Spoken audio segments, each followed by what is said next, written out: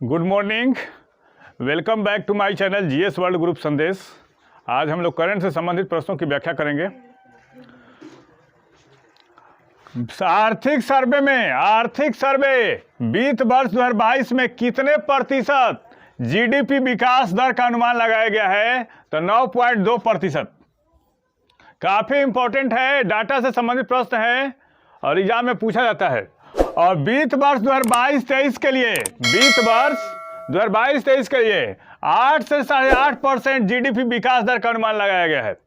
काफ़ी important data है।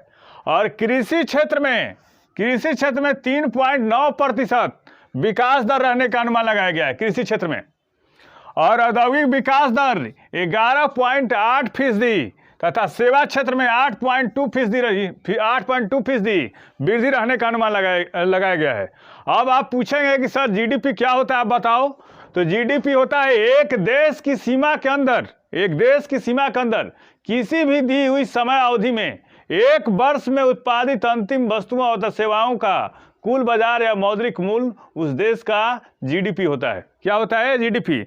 और आर्थिक सर्वे जो है, आर्थिक सर्वेक्षण कब से पेश किया जा रहा है? तो 1950 से 51 से पेश किया जा रहा है। और 1964 से बजट से एक दिन पहले प्रस्तुत किया जाता है। और किसकी देखरेख में तैयार होता है? तो मुख्य आर्थिक सलाहकार की देखरेख में तैयार किया जाता है। इसको हमने कल के सेशन में पढ़ाया भी है।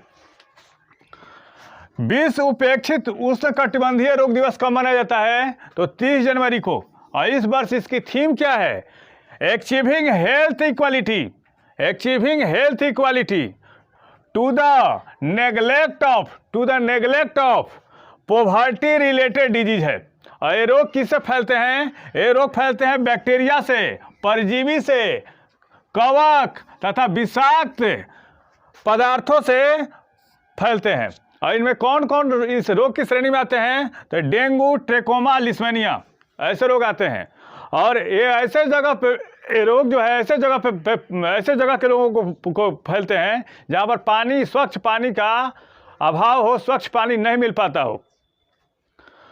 भारतीय तटरक्षक बल ने अपना कौन सा स्थापना दिवस मनाया है? 1 जनवरी को भारतीय तटरक्षक ने अपना कौन सा स्थापना दिवस मनाया है? तो 46वां स्थापना दिवस मनाया है।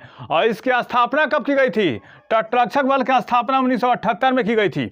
और इसका आदर्श वाक्य क्या है? वयम रक्षाम, यानी वी प्रोटेक्ट है। यह दुनिया का चौथा सबसे बड़ा तटरक्षक बल है। और इसके महानिदेशक कौन है? वीरेंद्र सिंह पठानिया है।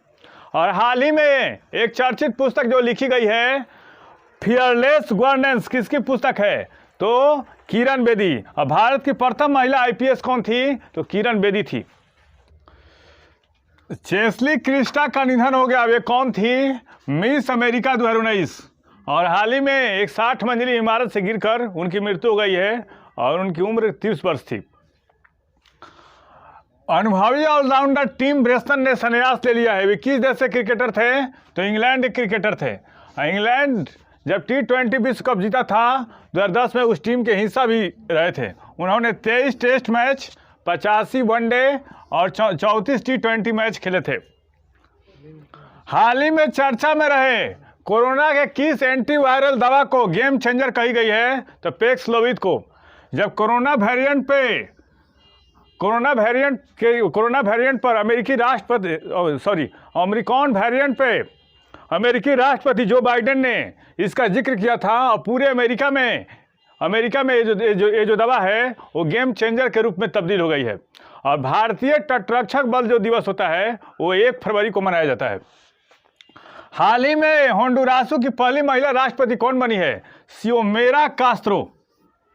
और हाल ही में इटली के राष्ट्रपति पुनः निर्वाचित कौन हुए हैं? सर्जियो मातारेला। और नायब कुकले कहाँ के राष्ट्रपति बने हैं? अल सल्वाडोर के। और मून जे इन कहाँ के बने हैं? कोरिया के। और सलवा किर कहाँ के? दक्षिणी सूडान के। और इस्माइल उमर गुले कहाँ के बने हैं? डेनमार्क के बने हैं। हाल ही में किस देश ने ईयर ऑफ टाइगर की शुरुआत की है? तो चीन में 1 फरवरी को बसंत उत्सव मनाया जाता है। और बसंत उत्सव के बाद हर साल एक नए ईयर की शुरुआत होती है। तो इस बार चीन में बाघ वर्ष की शुरुआत की गई है। और चीन की 12 राशियों के जानवरों के नाम पर हर साल रखने की परंपरा है। और बाघ जो होता है वो तीसरे स्थान पे आता है। बाघ जो होता है वो समृद्धि स्वाभिमान का प्रतीक होता है।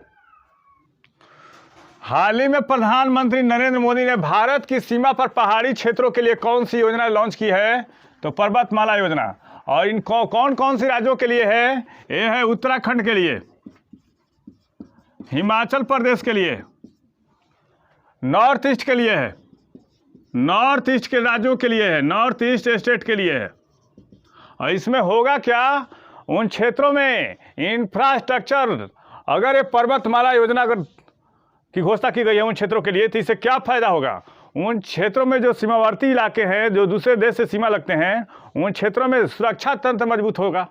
उन क्षेत्रों में कनेक्टिविटी और इंफ्रास्ट्रक्चर की व्यवस्था मजबूत होगी।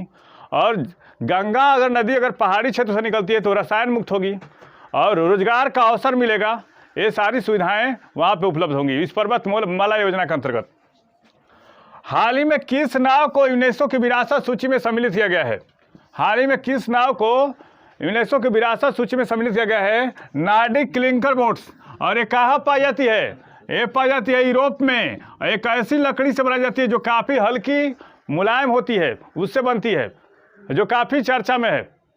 इस चैनल के माध्यम से सही विषयों का तथ्यपरक विश्लेषण किया जा रहा है।